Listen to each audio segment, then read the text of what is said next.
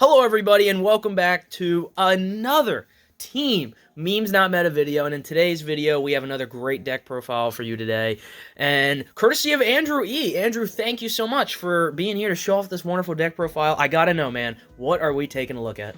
Well, Andrew, I'm glad you asked. Today I'm showing you my Timelords. Timelords. Now, that is, I gotta say, one of the more spicy options we've seen on this channel. Thank you. And I'm really excited to see what you got here. How long have you been playing the deck? Since BLRR, so that's, okay. What? 2 to 3 years? Yeah, just about. Okay. Well, it seems like you have a lot of experience with it, so I'm excited. Let's get right into it. Okay. So to start, we have 3 copies of Time Maiden. Now, Time Maiden's a really good card for the deck because if you have no monsters on your field, you're able to special summon her from your hand in attack or defense.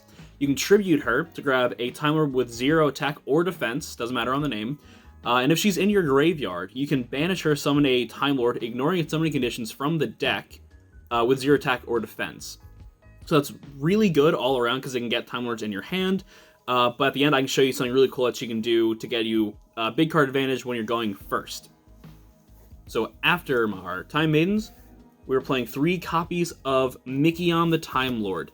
Now about Time Lords, they're all level 10 fairy monsters, and just about all of them have 0 attack and defense. And they have some similar effects. They cannot be special summoned from the deck unless you're using Time Maiden. Neither player takes battle damage from attacks involving these cards. They cannot be shorted by battle or card effect. And in your next standby phase, they shuffle themselves back into the deck. So you'll normally only have 1 monster on field at a time. So if you don't know anything about Time Lords, then you're not going to have a lot of board presence monster-wise if you're trying to play Time Lords like this one right here. So Michion's really great because what he does is at the end of the battle phase, if he battled, either if he's attacking or is attacked, half of your opponent's life points. So if you're going second, summon Michion, attack, then your opponent's just like instantly at 4,000 life points. It's hilarious, especially when people online don't read him and attack into him. So he's really good for starting the game, but later in the game you don't want to see him as much, but still, you definitely need to run 3 copies of him so you can get that early damage. Our other 3 for Time Lords, we play 3 copies of Sandaion the Time Lord. Now he's different because he has 4,000 attack and defense. Oh, I just said it before. All Time Lords, if you have no monsters on your field, you can normal summon this card without tributing, except Sandaion. If your opponent has a monster and you have 0, you can normal summon him without tributing. And his effect, if he destroys or if he attacks at the end of the battle phase, inflict 2,000 to your opponent. So you can go lethal with this card. Not all Time Lords can do that, but he is one of the best options. So you can like attack Michion, attack Sandaion, clean up for game. So he's pretty good. He also gets over some problem monsters with his 4,000 attack points. So while your opponent won't take battle damage from attacks involving him, you can still destroy monsters with him, which is pretty good. So that's it for the 3 of Time Lords. Then, I'll move it out of the way. We like to play 1 copy of Lazion the Time Lord. So he is, he's like a sniper for the deck because if you summon him in your opponent's draw phase, they'll take 1,000 points of damage. So that's pretty good, especially like if you're trying to clean up for like an end game, they have like 1,000 or less. Summon him and snipe him in their draw phase to win for game. And if he battles at the end of the battle phase, shuffle your opponent's graveyard back into their deck. So I don't use that effect as much. I normally like to summon him turn 1, so that I have some kind of board presence. He can't be killed by battle card effect, but he does still do damage on the opponent's turn once if they draw. So very nice. I like to have him at 1. But let me know what you think, because I know some people like to play him at more, some people don't like to play him at all. And then my personal favorite Time Lord is Kamion the Time Lord. So like most of the other ones, 0 attack and defense, level 10, Earth Fairy. And his effect, if he battles, at the end of the battle phase, shuffle 1 monster from your opponent's field into the deck, inflict 500, and you cannot respond to this. So that's really good for getting rid of problem monsters. I've seen a lot of people online get upset because I like shuffle back a Dragoon or something. They say like, why no chain? I'm like, read. So he's very good, can't be responded to, and does 500. It's a little low, but for the protection, I'll take it. 1 copy of Zaphion the Time Lord. So when she attacks, shuffle all your opponent's spells and traps back into the deck. So she's kind of like a harpy, doesn't get rid of them, just sends them back to the deck. And if she's sent to the graveyard, you can draw 1 card. So something you can do with her is like if you're going first, I mean you could summon her, then like link her off into Salamander Almiraj. You can like link into that, draw a card off her effect. I wouldn't recommend that, but you can do that. If she goes to the graveyard, you can draw a card. Then 1 copy of Raphion the Time Lord. If he attacks, inflict damage to your opponent equal to the attack values of one of your opponent's monsters. So you can go lethal with him as well. If your opponent's playing some big monsters, then he can be a pretty good way to end the games. I would personally recommend playing him at maybe 1 more at least. I think he's really good, but I'm testing the deck right now, changing some ratios. So I'll get back to you guys on how it works with him at 1. So that'll do it for the Time Lords.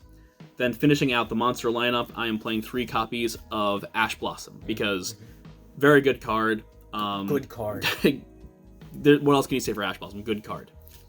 Okay, so that'll do it for the monsters.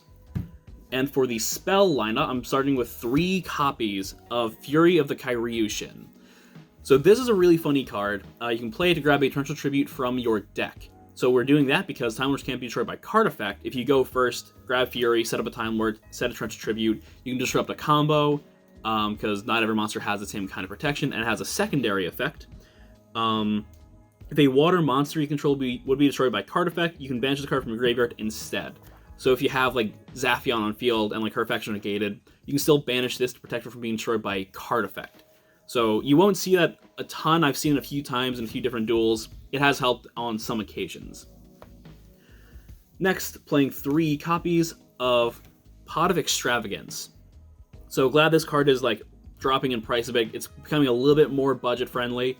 If you don't know what it does, at the start of your main phase 1, banish 3 or 6 cards from your extra deck and draw 1 card for every 3 you banish. So with the deck right now, you may have seen before, there's not exactly an extra deck right now, but I'll talk about some things you can play later on. But good draw support. The Time Lords have really good effects, but the only problem is you have to get them in your hand, and sometimes that's not the easiest thing to do. So because of that, we're also playing 3 copies of Piri Res Mat. So what this card does, you pay half your life points, which is pretty steep price, but you do grab a monster with 0 attack or defense from your deck. So what you can do with this is you can grab almost any Time Lord except Sandaion. You can also grab Time Maiden, but you cannot activate the effects of that monster unless you normal summon it. So I'll show you something you can do later on with this as well, but the only thing I don't like about this card is it says at the start of the main phase 1. So it conflicts with Extravagance for like you're going like first play for the turn. So I wish it didn't have that kind of limitation, but we work with what we got. It's still a good card nonetheless. Also, Piri's map, 0 attack only, not defense. Oh, okay. Thank you, yes. Mm-hmm. So it works very well for Time Lords still. Yes. Mm-hmm. We play 1 copy of 1 for 1, because Time Maiden is a level 1 monster, so like play 1 for 1, discard a Time Lord you don't need for the turn, grab Maiden, card advantage, very good card. 1 copy of Foolish Burial, another way to get Maiden in grave. So send Maiden, activate her effect in grave, summon a Time Lord, very nice. 1 copy of Feather Duster. You can cut some other cards for like more spell and trap removal, but I've been using the 1 Feather Duster for a while and it's helped me a lot, so I definitely recommend playing it at least Feather Duster in your deck. And I'm sorry to those people who hate this card, but I'm also playing 1 copy of Mystic Mine in the deck as well. If the game is kind of grinding out a bit, or if I need something to kind of bring me back, then just drop down the Mystic Mine. It's cheap, but I understand why people hate it. I'm just trying to make this deck work. Good card. Annoying card. So leaving the spells into our trap lineup for today. Some very annoying traps, but traps are very funny. 3 copies of Torrential Tribute. So 3 targets for your Fury of the kairyu-shin. So it's basically like you're playing 6 copies of Torrential in the deck, whether you have them in your hand or you can also search for them. Very funny. I like to play this card a lot, especially like to break combo decks. After Torrential Tribute, 3 copies of Infinite Impermanence. Again, a card that I'm happy is becoming more budget friendly. It's down to, I think, 10 if you get the structure deck. Good for like if you're going second, it has it in your hand. It's a hand trap, but if you set it, it is negate a monster and also kind of block out a column, which people forget about a lot, which is a little shocking because it's been around for so long, but people still get caught in that. 3 copies of There Can Be Only One. You play this deck if you don't love being the most loved player. Floodgates are really annoying, I understand. No one really likes them. If you don't know There Can Be Only One, each player can control 1 monster of each type. So if you're playing a mono-type deck, this kind of turns it off. So very annoying to deal with, but very good for the deck, because we, again, only have like one monster at a time. Then finishing out the main deck, we have 3 copies of Summon Limit. So again, trying to beat out combo decks, don't want them to get too much advantage before we can. And with Time Lords, like, you'll summon Maiden, tribute her, summon a Time Lord. That's where you're going with this. So 3 copies of Summon Limit, it helps a lot.